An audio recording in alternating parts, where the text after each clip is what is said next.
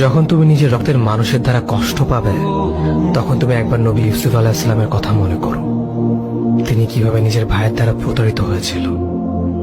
যখন তোমার বাবা মা না বুঝে তোমার বিরুদ্ধাচরণ করে, তখন নবী ইব্রাহিম আলাইহিস সালামের কথা মনে করো। তার বাবা তাকে আগুনে নিক্ষেপ করায় ভূমিকা রেখেছিল।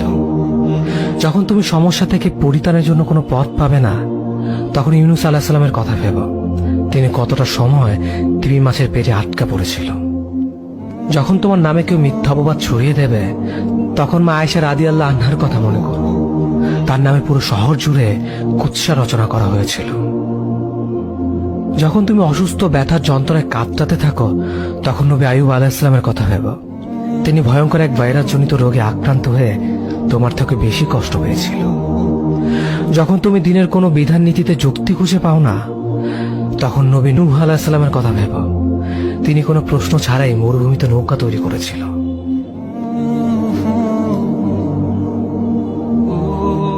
যখন তুমি আত্মীয়স্বজন, পরিবার, বন্ধু বান্ধবের কাছে হাসির পাত্রে পরিণত হও, তখন তুমি শেষ নবী হযরত মুহাম্মদ সাল্লাল্লাহু আলাইহি ওয়াসাল্লামের কথা ভেবো। রাসূল সাল্লাল্লাহু আলাইহি ওয়াসাল্লাম বলেছিলেন, সবচেয়ে বড় পরীক্ষা দিয়ে সবথেকে বড় পুরস্কার আসে। যখন আল্লাহ কাউকে ভালোবাসেন, তখন তাকে পরীক্ষা করেন, এবং যে এই পরীক্ষাগুলো মেনে নেয়, সে আল্লাহর সন্তুষ্টি অর্জন করে। আর যে অভিযোগ করে, সে তার ক্রোধের পাত্র হয়। হে আল্লাহ, তোমার কথা মনে করা, তোমার প্রতি কৃতজ্ঞ হওয়ার এবং তোমার ইবাদত করার তৌফিক আমাদের দান করো। আমিন। যেভাবে তুমি সন্তুষ্ট হও, সেভাবেই আমাদের পরিচালিত করো।